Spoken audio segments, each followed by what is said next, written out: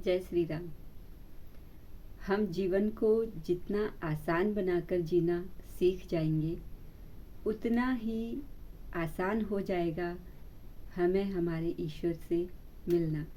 हम जिसकी भी भक्ति करते हैं, जिसको भी मानते हैं, उसकी प्राप्ति संभव है। सिर्फ इसी तरीके से जब हम अपने जीवन के प्रत्येक पहलुओं को अच्छे से समझ जाते हैं या समझने का प्रयास करते हैं। जो धर्म के नाम पर हम जीवन जीते हैं, ये धर्म वास्तव में क्या है, ये समझना बहुत ज़रूरी होता है। लेकिन धर्म के नाम पर जो बाहरी पाखंडी आडंबर रचाए जाते हैं हम मनुष्यों के द्वारा ही, तो इन सब के बारे में जानना भी हमारा ही कर्तव्य है। हम अपनी आंखें नहीं खोलेंगे तो हम जागरूक नहीं बनेंगे। हम आंखें बंद करके इन सभी कर्म कांडों पर, इन सभी पाखंडी रीति रिवाजों पर, कुरीतियों पर चलते रहेंगे तो फिर कैसे जीवन आसान बनेगा। ये तो आप अपने लिए ही गड्ढा खोद रहे हैं, अपने ही जीवन को कष्टों भरा बना रहे हैं। आपने सुना होगा अधिकतर कि ईश्वर भी, कुछ लोग ऐसे होते हैं जो ईश्वर को बहुत अच्छे लगते हैं, बहुत प्यारे होते हैं ईश्वर के। और कुछ लोग ऐसे होते हैं जैसे चाय में से मक्खी निकाल देते हैं, वैसे ही ईश्वर भी करते हैं कि आप भी उनके लिए एक चाय समान होते हो। और आपके अंदर दुर्गुण, विकार और कई प्रकार की जो आसुरी प्रवृत्तियां रहती हैं, ये इनके चलते वो आपको चाय में से मक्खी की तरह निकाल देते हैं। सॉरी, पूरी चाय ही फेंक देते हैं। मक्खी तो है ही है फेंकने लायक, लेकिन वो पूरी चाय भी फेंक देते हैं। आज मैंने एक वाकया ये पढ़ा था, तो मैंने सोचा ऐसा कि मैं आज क्यों ना इसी टॉपिक पर बात करूं। मैंने पढ़ा था कि मनुष्य जो है अपने सिद्धांतों को अपने लाभ और हानि के लिए बदल देता है। वो इतना चालाक प्रवृत्ति का होता है, और बात सच भी है। जमाना ऐसा ही चल रहा है। पढ़ा ये था कि अगर चाय में मक्खी पड़ जाए तो मनुष्य क्या करता है, पूरी चाय फेंक देता है बेझिझक होकर, बगैर ये सोचे कि उसमें उसने क्या क्या डाला था, कितनी मेहनत करी थी उसको बनाने के चक्कर में। लेकिन वहीं अगर घी में मक्खी पड़ जाए तो क्या करता है वो, क्या पूरा घी फेंक देता है? नहीं फेंकता, तब वो मक्खी को उठाकर फेंकता है। अब ये जो वाक्य मैंने पढ़ा और मुझे जो एक आंतरिक चेतना बनी आप लोगों के लिए कि मैं इसको किस प्रकार से आपके समक्ष रखूं कि आप जीवन को भी इस तरीके से देख सकते हैं। अपने आपके जीवन को ऐसे समझिए कि हर मनुष्य को एक पवित्रता, एक दिव्यता लेकर भेजा है संसार में उस ईश्वर ने। जब मनुष्य जन्म लेता है वो हर प्रकार के पापों से, विकारों से मुक्त होता है, उसके अंदर कोई पाप नहीं होता। इसीलिए तो कहते हैं बच्चे भगवान का रूप होते हैं, क्योंकि उनमें कोई छल कपट नहीं होता। लेकिन जैसे जैसे मनुष्य बढ़ता जाता है, उसकी इच्छाएं बढ़ती जाती हैं, उसके रहन सहन, उसका जो पारिवारिक वातावरण है, लोग हैं, वो जैसे जैसे उससे मिलते जाते हैं, उसके अंदर वैसे संस्कार, वैसी जैसी संस्कृति वो देखता है, वैसे आचार विचार व्यवहार सब क्या होते हैं उसके बदलते जाते हैं। उसके अंदर उसके मन की मलिनता बढ़ती जाती है, उसके तन की मलिनता बढ़ती जाती है। तो मैं आज बहुत ही आसान तरीके से कोशिश करूँगी कि इस बात को आपको समझाऊं कि आखिर मनुष्य ने अगर चाय में मक्खी पड़ी तो पूरी चाय क्यों फेंक दी। इसका मतलब ये है कि उस चाय की पात्रता इतनी ही थी, मतलब उसकी कीमत इतनी ही थी कि एक मक्खी पड़ जाए तो पूरी चाय फेंकी जाए। अब उस ईश्वर ने आपको चाय बनाकर नहीं भेजा है इस संसार में। क्या बनाकर भेजा है? दूध बनाकर भेजा है। दूध क्या होता है? पवित्र, शुद्ध, सफ़ेद, निर्मल।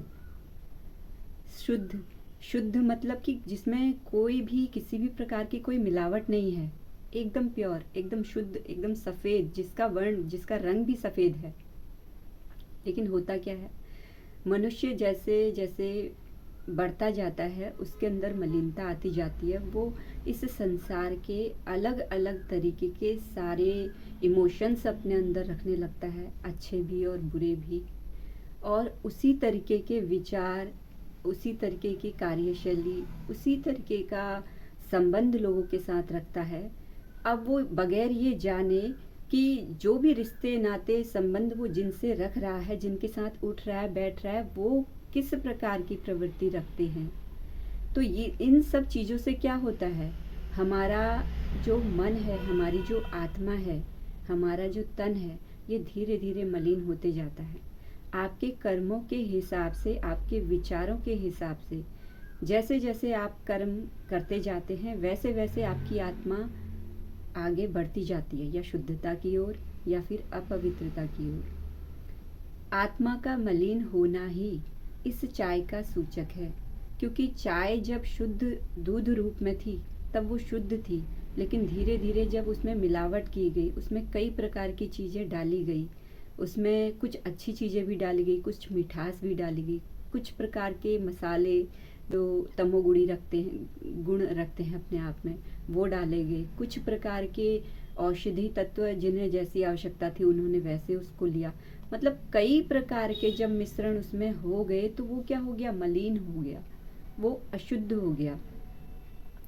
तो इस तरीके से, क्योंकि मनुष्य स्वार्थी है, मतलबी है, और कुछ आवश्यकताएं भी उसकी ऐसी हैं कि उसकी मजबूरियां हैं कि उन्हें ये सारी चीज़ें लेनी भी हैं, कुछ की इच्छाएं ऐसी हैं, शौक हैं, और कुछ इस संसार में रहते हुए हर किसी को सुविधाओं का और यहाँ के संसाधनों का, हर प्रकार के सुख और आनंद प्राप्ति का अधिकार है। तो इन सब चीज़ों के चलते वो इन सारी चीज़ों को एक साथ इकट्ठा करके डाल देता है। जैसे अपने इस शरीर में हर प्रकार की भावनाओं को, वासनाओं को और प्रवृत्तियों को, इच्छाओं को, मतलब कि ये सोचे बगैर कि वो सही डाल रहा है अपने तन में, मन में, या फिर गलत डाल रहा है, इसका विचार वो छोड़ देता है। जब ये विचार वो छोड़ देता है तो वो चाय की तरह मलिन हो जाता है।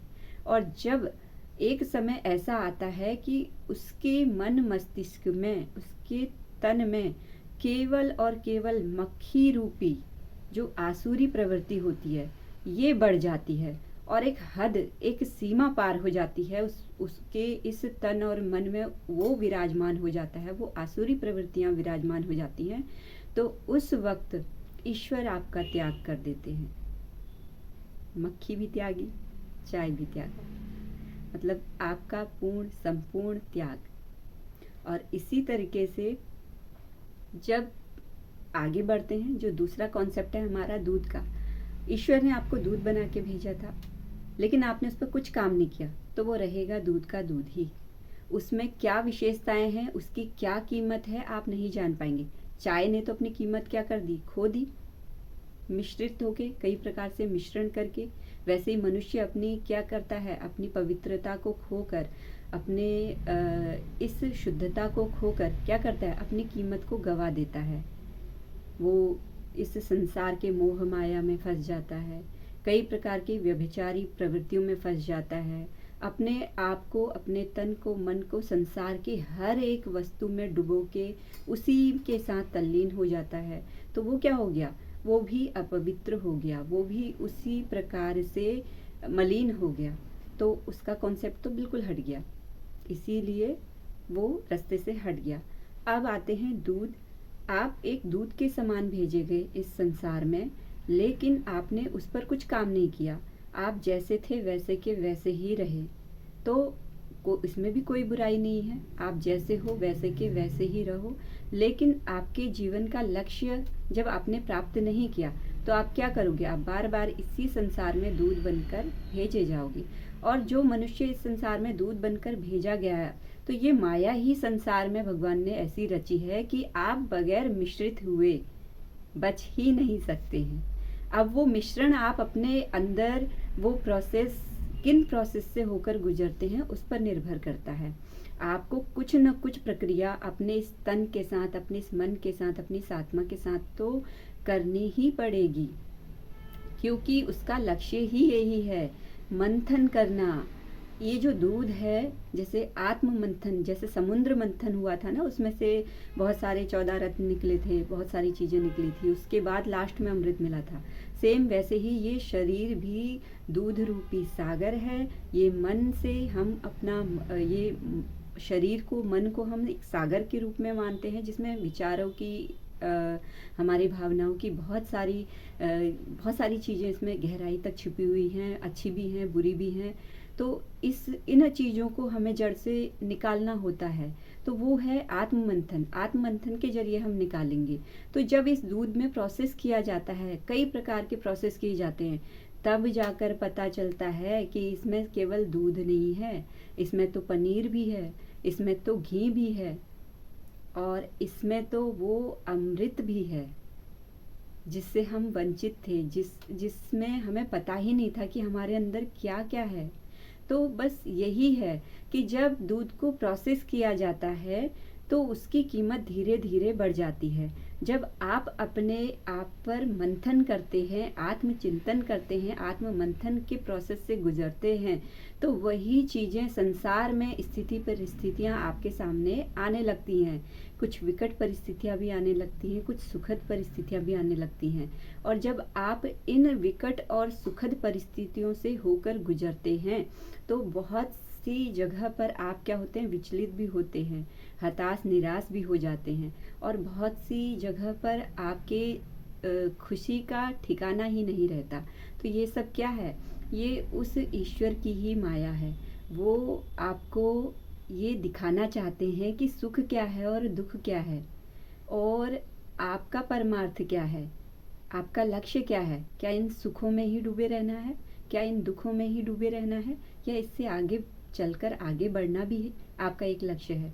तो जब आप इस प्रकार के आत्म मंथन से गुजरते हैं, दुनिया भर के सुख और दुखों को महसूस करते हैं, समझते हैं, और जिस दिन समझ लेते हैं, उस समझ के बाद से आप एक शुद्ध घी के रूप में अपना रूप परिवर्तित देखते हैं। जब ये शुद्धता आपके अंदर एक घी के रूप में परिवर्तित हो जाती है, तब यदि कहीं से भी, किसी भी प्रकार से, कोई भी स्थिति परिस्थिति से, आपके किसी पूर्व जन्म के संस्कार से, या फिर किसी भी माध्यम से, या फिर किसी तीसरे व्यक्ति के हस्तक्षेप से अगर कोई मक्खी रूपी अशुद्धि आती भी है, तो वो ईश्वर उस मक्खी रूपी अशुद्धि को आपके जीवन से हमेशा के लिए ख़त्म कर देते हैं, बजाय कि आपको फेंकने के। क्योंकि वो आपको फेंक ही नहीं सकते हैं, क्योंकि आपने अपनी पात्रता बढ़ा ली है, अपने जीवन की पात्रता बढ़ा ली है। आपने अपनी कीमत को इतना अनमोल कर दिया है जिसका कोई मोल नहीं लगा सकता। आप अनमोल हैं उसके लिए, क्योंकि आप उसी का स्वरूप है और वो आपका स्वरूप है। तो कोई अपने आप को भला कैसे अलग कर सकता है, कैसे फेंक सकता है।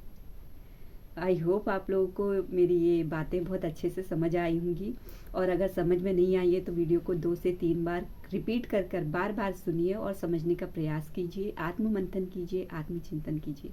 मेरी ऐसी और वीडियो के लिए आप मेरे चैनल कल्पना अधिकारी को सब्सक्राइब करके रखिए, बेल आइकन को ज़रूर दबाना। तब तक के लिए bye bye, thank you so much. जय श्री राम।